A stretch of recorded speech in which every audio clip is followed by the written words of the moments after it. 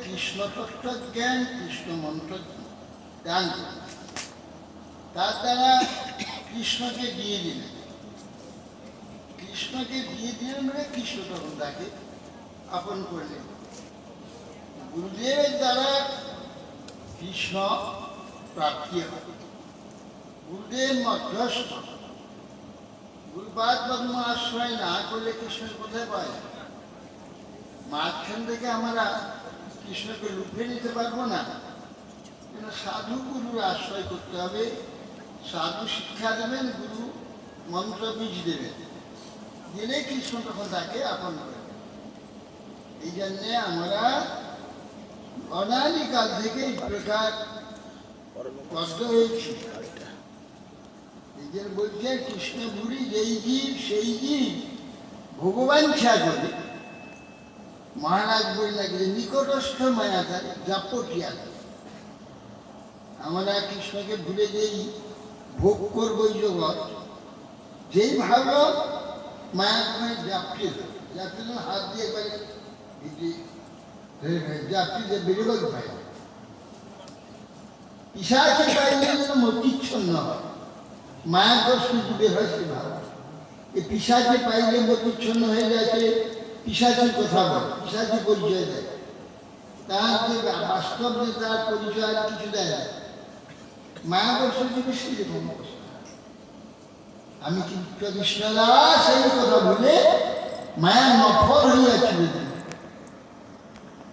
আমি নিত্য কৃষ্ণদাস করে ভুলে যাই যে মায়া নফর। নফর মানে কি? নফর নফর মায়া নফর হইয়াছিল। নফর না নাফা থেকে নফর হয়েছে। নাফা নাফা মানে কি? বলছে যে ফালতু, ফালতু লাভকে নাফা। কাজের কর্ম করে যে লাভ হয় এটা নাফা নয়। কর্ম করে যেটা লাভ হয় সেটা আসল। আর নাফা লাভ ফালতু লাভ। ফালতু লাভটা কেন? যেমন জমিতে চাষ করেছে, ধান পুঁতে দিয়েছে, ধান গাছে ধান পুঁতে দিয়েছে, সেই সময় কিছু খেসারি করে ছড়িয়ে দেয়, ছড়াগুলা ছড়িয়ে দেয়, সামান্য জোড়া। তারপর সে কাজ হয়ে যায়, ধান কেটে নেয়, ধানটা পেয়ে গেল, তারপর আবার কড়াই পেয়ে গেল, আবার বেশ কিছু ছলা খেসারি পেয়ে গেল। এটা নাফা লাভ। ওটার জন্য চাষ করে, চাষ করে তো ধানের জন্য। যে নাফা বলে, নাফা মানে ফালতু।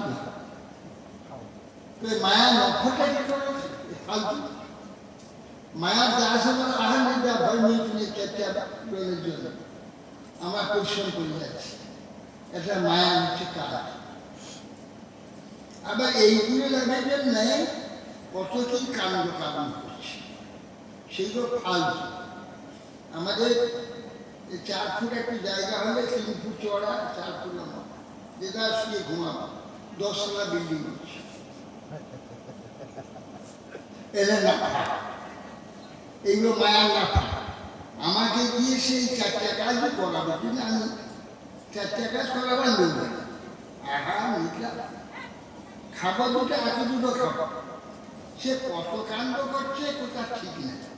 এই খাবারটা ঘুরতে কাপড়ে একটু করবো, তার কত কি সব যে বিশাল ব্যাপার, কত রকমের সব কাপড়ে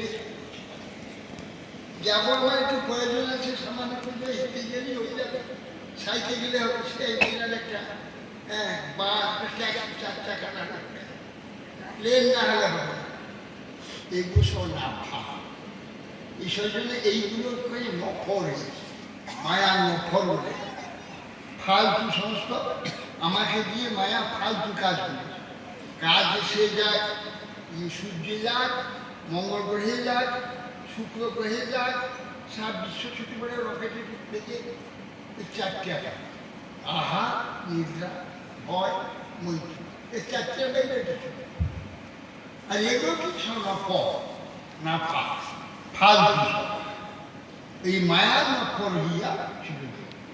আমরা এই মায়ার নফর হয়েছিল। কবু রাজা, কবু প্রজা, কবু বিপ্রসূদ্র, কবু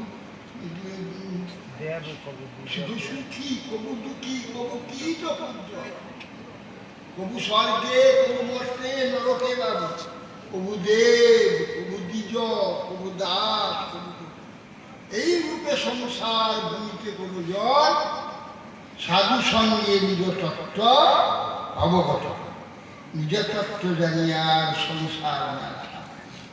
কেননা কেন বা বুঝিল মায়া করে হায়, একই সর্বনাশ হয়েছে।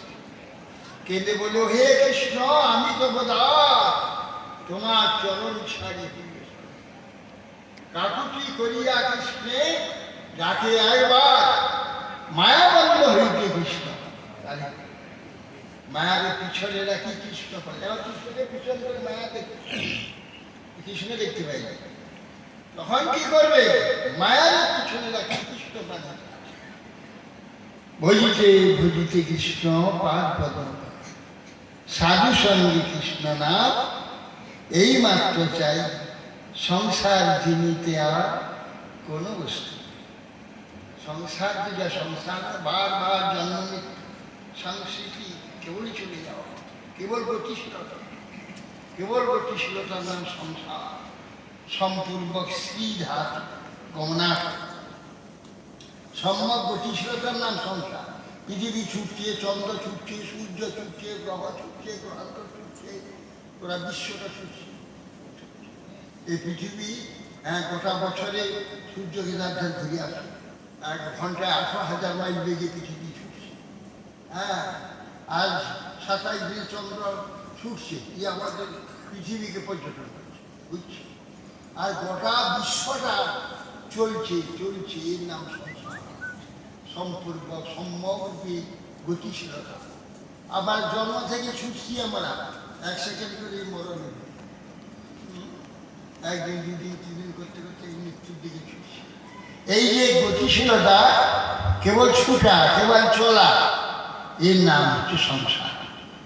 এই চলাটা বন্ধ হবে কি করে? বন্ধ করতে হবে। এই বন্ধ না করা পর্যন্ত আমাদের আনন্দ নাই।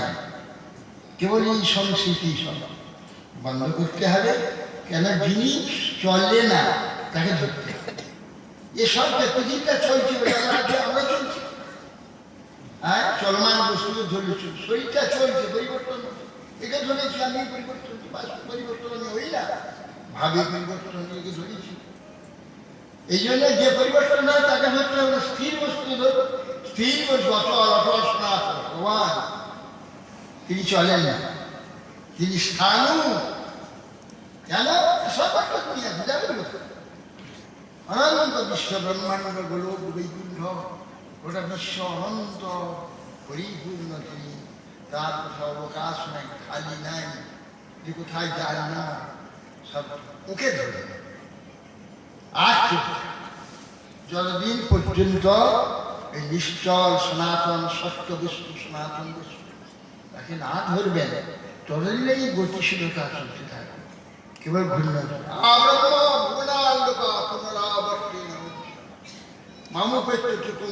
পুনর্জন্ম নবিদ্যতে, ব্রহ্মার থেকে আরম্ভ করি ভুবন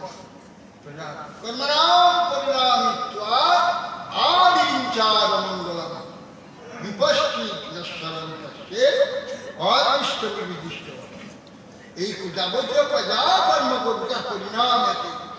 আদিঞ্চি থেকে আরম্ভ করে, ব্রহ্মা থেকে আরম্ভ করি আদি অমঙ্গলম।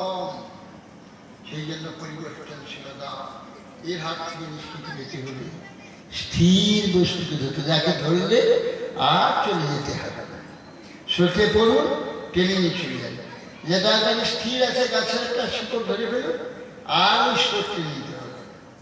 স্থির বস্তুকে ধরলে এই মায়ার স্রোত আর আমাদের টানতে পারবে না।